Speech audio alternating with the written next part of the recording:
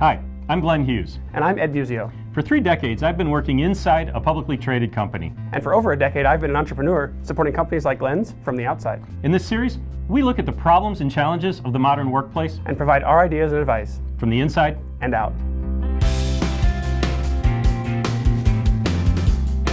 In my work, I often spend a significant amount of time coaching employees on their presentation skills. And one of the reasons they struggle is because they don't want to present.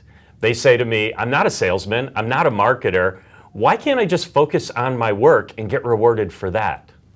What's the problem with that, Ed?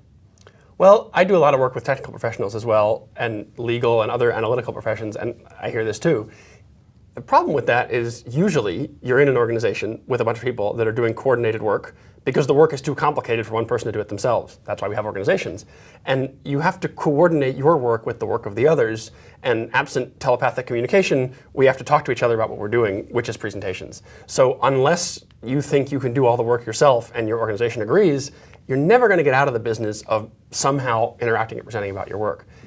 But you can adjust how you do it, how often, and those kind of things to some extent. Has that been your experience? Yeah, and I think people don't mind the idea of communicating, but they'd rather do it with email, or they'd rather write a white paper, and they want to get into this sort of technical, dry, and then force you to read it. And the problem with that is that works great for their peer doing the exact same work. But the reason we're in an organization and the reason we're coordinating our output is because we have different people with different expertise doing different parts of the work. And so if you can't articulate what you're doing in your specialty area in such a way that I can make sense of it in my specialty area, then we can't coordinate our different specialties to the higher level output. That gets harder and harder to do as we move up. So if you're a tech guy and I'm a different tech guy, it's a little hard. If you're a tech guy and I'm in marketing, it's a lot harder. Yeah. And that becomes the presentation, I think, right? True. The other thing I think that the employee is missing is the fact that you talked about organizations. Organizations are there to prioritize limited resources, right? And so people think in a vacuum. Here's my presentation. I'm asking for $10,000 for this tooling, and here's my report and justification. Read this. They don't realize that that $10,000 is competing against 15 other projects.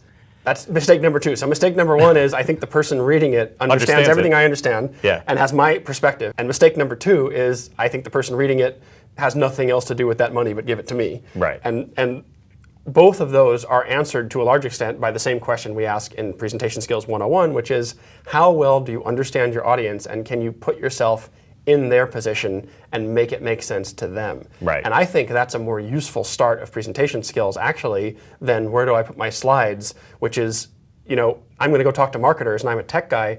Go spend a half an hour talking to a marketer and figure out what they know and think about what will they understand and what do you need to put in and take out to make it make sense. Yeah, this comes back to Business Acumen 101, right? Is I'm not just asking for $10,000. I'm asking for $10,000 that could potentially be spent in a better place. And my responsibility is to think of some of those other places, right? Not only in my own circle, but to just sort of realize there's other people who I don't know who are asking for that $10,000. And so how do I package my proposal in such a way where I say, look, this is the maximum value you could get out of $10,000. Or by going through that business exercise, I actually go, you know what? For this $10,000, I'm getting back $12,000. There's a very high likelihood that someone else has got a better return on that. I can try, but I may lose this battle. Well, you're nudging into high output management now, which is that you and me are in an organization, we work for a boss, and we support the boss's output because the boss's output supports her boss's output, which supports ultimately the top of the company.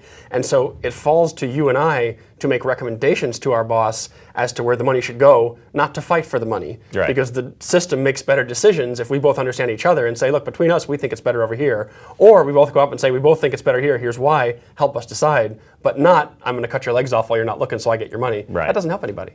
Yeah, it's all too often what people do is they send in the proposal, it gets rejected, and Then I'm coaching them 3 years later, and they say to me, those idiots, they don't understand. I've proposed it 11 times, and they've shot it down every time. And what they don't know is, hey, that $10,000 went to 11 projects that brought back $2.5 million, while your $10,000 project to save $15,000 didn't get green-lighted. Either that, or you could have done $4 million, but you didn't explain it well, and that's also not entirely the other side's fault. I would say they should work hard to understand you, but also, if you keep getting the same answer, either it's not a good proposal or it's not a well-made proposal. We watched a number of videos a couple of years ago, and you can see these all the time on TED, but this was from a technical conference.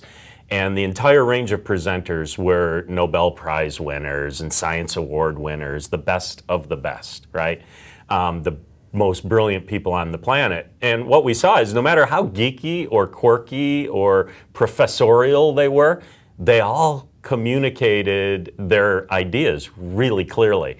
And so sometimes when I get with an engineer or a finance person who thinks I should be able to deliver this dry thing, I show them some of these videos and I'll ask them the question, do you think they became great presenters after they won their awards? Or do you think they got the funding and the internships and the awards because they already knew how to pitch their ideas? It's a pretty obvious answer. There's no dishonor in being able to talk about your work and your needs clearly. And I think sometimes that gets packaged in with a very technical education, which is, if you're smart enough to understand what I'm doing, you shouldn't need me to explain it to you. And that's a mistake. Right. The broader thing that we're kind of skirting around here is your presentations are a statement of your brand and your value. So if you give presentations that are dry and don't make sense, you could be the smartest person in the room, but the perception becomes, this person doesn't make any sense. Now next time you have to climb that hill of perception. If you keep building that hill year over year, presentation over presentation, it reduces your own efficacy within the organization. So one reason, one answer to the original question we started out with here, why do I have to make good presentations, is you need to let people understand how good you are at what you do, so that they'll give you the resources to do it without you having to fight too hard for it. Yeah, and how important your work is. Right. And some of that comes back to passion. You have to have that passion on display. And it can be a quiet passion. I mean, there's no question. You watch Stephen Hawking talk and you know he's passionate about his topic. Right. So passion takes place in many ways, but one of the questions I ask people are you really passionate about this? Because if you are, that has to come through. Passion comes through, communication comes through, and a general sense of your own reputation is also coming through when you present. And that's both the why and the what of being a good presenter.